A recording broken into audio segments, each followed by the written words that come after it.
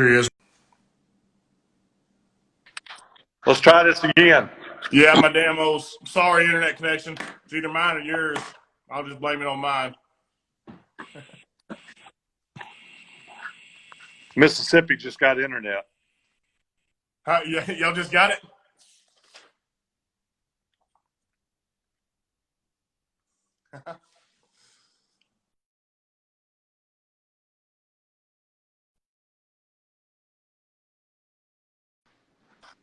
Yeah, I can hear you now.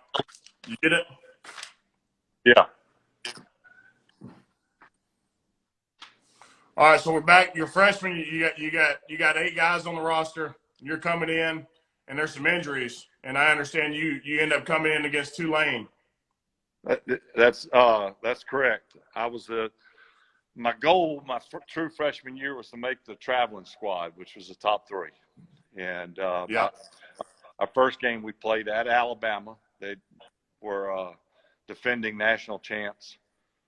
And Derrick Thomas was on one side, had another guy, Broderick Thomas, on the other side rushing. And I was like, I don't know if I want to play in this game. So I got my wish. I didn't play. The next week we played Tulane and Hattiesburg. And I'm third again. And right before halftime, head coach looks at me and says, "Get ready. You're going in." Well, I ended up going in the third quarter, and we came from behind. We were down 17-3, made a couple plays. We ended up winning the game, and the rest was history. Every touchdown you threw, did you go up and down the field holding that one up? I think then I acted like a chicken with my head cut off. Did you just running around? 8 years old. That was my first touchdowns. What did you do to get ready for that game the night before? Did you get some good studying in? Did you get you a few beers in to take the edge off a little bit? A little bit of both. A little bit of both? Probably more of the latter. That is crazy. So after that, I'm guessing your confidence starts picking up, and then so you win that game. Were you the starter the rest of that year? Yeah, I was the starter the rest of that year. The following week, which would become my first start, was at Texas A&M. They were third in the country. Caulfield. Yeah, and we ended up losing the game. We actually we played them well. We lost 27-14, I believe, but they were third in the country, and they were loaded. And of course, there was 90 to 100,000 people watching the game. So it was a great atmosphere for my first start. I wish we'd won, but yeah, from there on, I started every game. Man, yeah, I remember my first start was in college. I mean, I went to JUCO for years, so I played. First start was against NEO. I just remember that experience, man. There ain't nothing like, I guess, trying to get that first win or going out there nervous, your heart beating. But I remember, man, my first start was at I just moved to tackle from defensive end, and we go into Florida State, and they go out there with the horse, and he stabs that thing in the ground, and the whole place just gets electric, man. There's nothing like it as far as pre-game jitters, man. Crazy. Yep.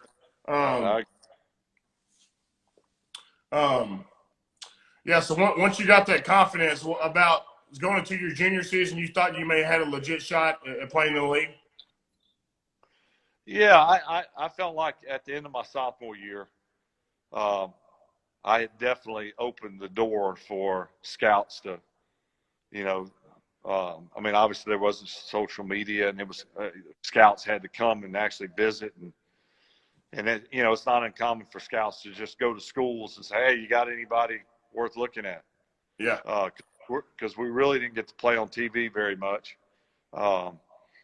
So I just noticed more and more scouts coming in and spending more time around the facility. So I started at the end of my sophomore year, started realizing that I had a shot. And before your senior year, so man, your whole career, you're known for being tough, the way you played the game, the competitiveness, and I feel like how you got guys, your teammates, to really, you were the nucleus of that group. But as far as the toughness part, a lot of people don't know about, I guess, for your senior season, you have a terrible car accident, end up, and that's right before the season's kicking off, huh? July 14th, which was roughly 2 weeks before it started training. I had a car wreck about a mile from my house, my mom and dad's house, and flipped 3 times, hit a tree. Ultimately, I was in the hospital for almost a week initially. I'd fractured a vertebrae in my back, had cuts all over me, was extremely sore, but they said everything was okay. So I got sent home, spent 4 or 5 days at my parents' house, never really ate, just didn't feel like I had an appetite. Came to Hattiesburg, was going to try to, try to do something to start a training camp. Started having severe stomach pains. At the time, my girlfriend, which is my wife now, she had an apartment. I was staying in the apartment while she was off studying with some friends, and I had to call her trainer to rush me to the hospital because it felt like somebody was stabbing me in the stomach. So, long story short, rushed me to the hospital. They ran some tests. Within 2 hours, probably, of admitting me to the hospital, I had surgery to remove about 36 inches of my intestines that basically had died in the wreck. It had taken them that long to kind of decay, or I guess lose blood flow. Yeah, so that's why I had no appetite. So I lost 35 pounds. That's right, and that's right before season, man. How long did it take you to get that weight back, or you feel halfway normal? Well, we played. I had the surgery August 8th. We were playing Alabama first week in September at Alabama, and we actually had a home opener against like Stephen F. Austin or something. I didn't play in that game. But I started against Alabama, and I was like 198. And when the day before the wreck, I was 235. So that tells you how much weight I'd lost and how much I'd gained back by the time we played Alabama, which was very little. It took me pretty much the whole year to work my way back to where I felt normal. Yeah. Yeah, I mean, that's one story. I mean, obviously you're 297 games, consecutive starts, Iron Man of the sport. If there's one thing you could pick about your career, some of your favorite memories, what would that be? Well, it would first and foremost would be my first, a lot like Tulane, how I came in against Cincinnati. It wasn't a start. I came in, we were losing. Actually, the score was identical. I think it was 17-3 in that game as well. I came in the latter part of the second quarter, and we ended up coming from behind and had a 2-minute drill at the end of the game that was do or die, and much like the Tulane game. So that would be my first. That kind of kick-started. My first start was the following week against a very good Steelers team at home, and I played about as flawless as I possibly could. And then fast forward to our championship game in Green Bay, we beat Carolina, and of course after that, we went on to New Orleans and won the Super Bowl. So those are early memories that are fond memories. But I imagine I can't tell you how many games I played in Lambeau because there's too many to count. But there's been just difficult losses and some unbelievably dramatic wins. But just, for me, just running out of the tunnel with all the tradition and history and great players that have done that before me, and to be one of those and to do it for as long as I did, what an honor. Yeah. I think, man, just the brotherhood, the people you meet along the way, man. You meet some characters, some of the best buddies you'll meet in your whole lifetime, because there's not many guys that have been in situations when the bullets are flying and been right there with you. Speaking of that, man, I got a pretty decent friend, close friend to you. He said you like to do a little bit of hunting before games sometimes. He mentioned one guess y'all were playing the Dolphins. I don't know if you ever heard if it was a preseason game, but you might have been injured and decided to go hunting. I always had enough time and would make room for hunting. And you're probably talking about your head coach. That's exactly what I'm talking about. I drug him out there many a times. I mean, I had to have somebody to haul whatever I yeah, that's somebody hauling the kill, huh? Yeah, I tell you, me and Doug had some great times together.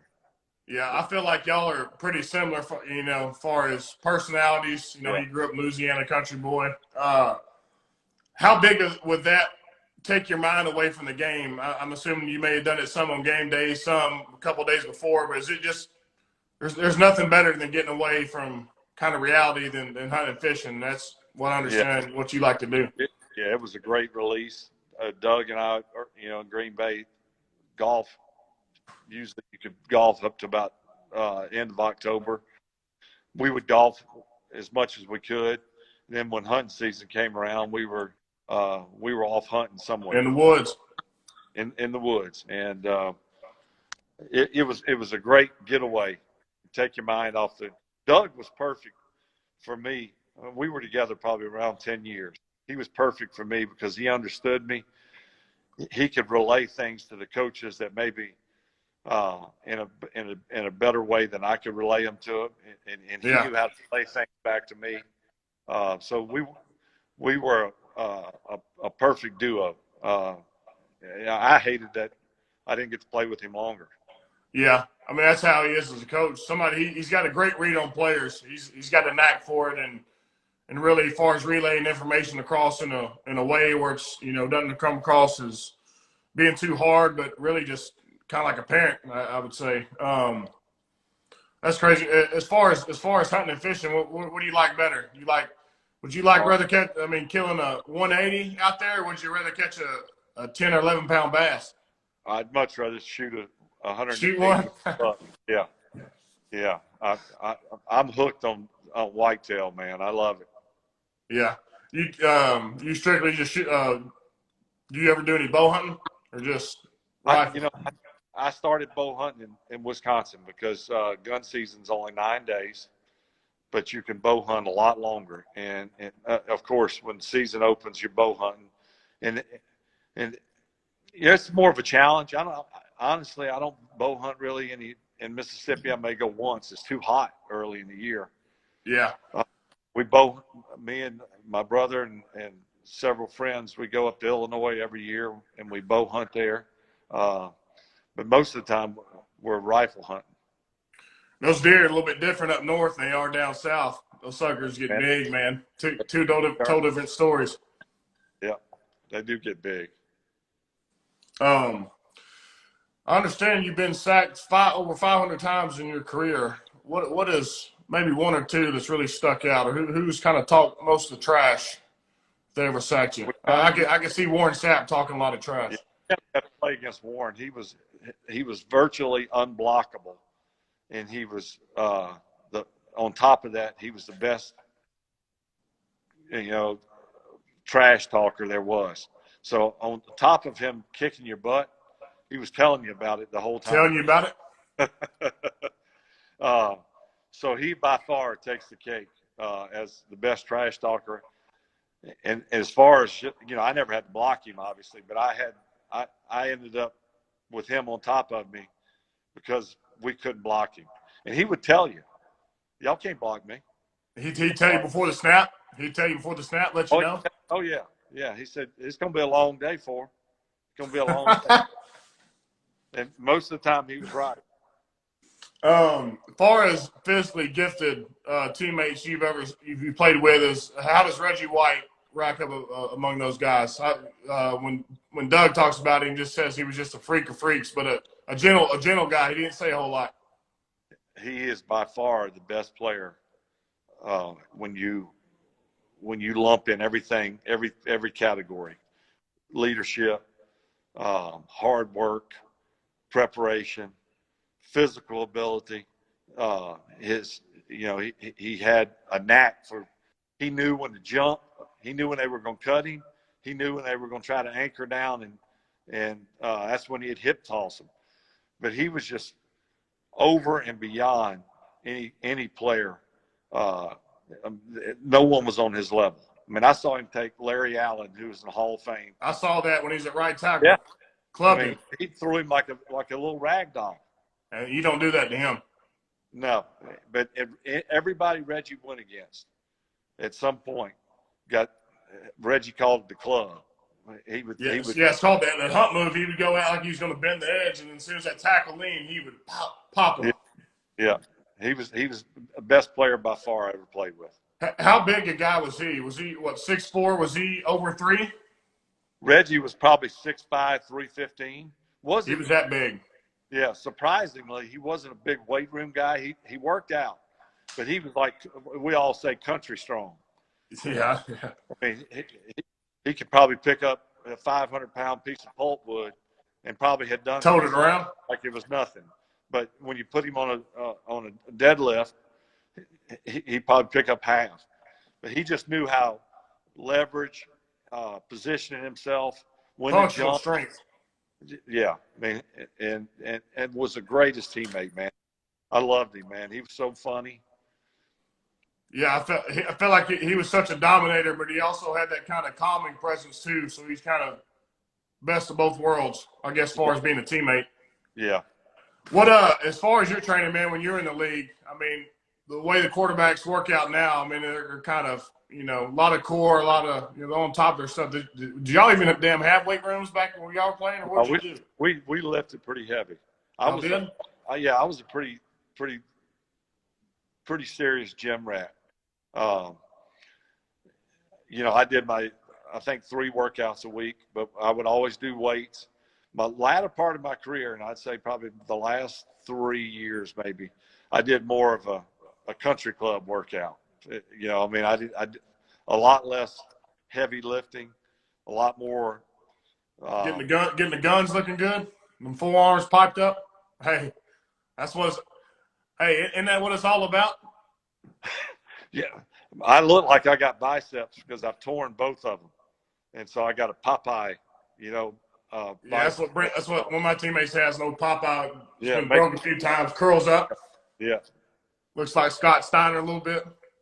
A little bit. Yeah. As far as physically opposing guys, I guess I've seen come out in the field when they just walk out the tunnel and you look at them. I say Cam Wake is a specimen. Mario Williams, you played against Mario a few times. Yeah, I think that guy was pretty. Yeah. We had, Alonzo Spellman, Julius Peppers, where you just go, I mean, this guy. God made this guy just a little bit, took his time on this guy. Yeah. You go, I hope he's not as good as he looks. Yeah, and the bad part is that they were. I know. Man, how was that transition? I feel like a lot of athletes, I can speak for myself, I feel like that transition from, you have your whole life put into something, into a sport, and then when it's over, how is the first few years? Are you trying to search or towards the end of your career, are you try to look at those avenues? For me, no. I was fine. Of course, I played 20 years, so I didn't feel like I left anything on the field. But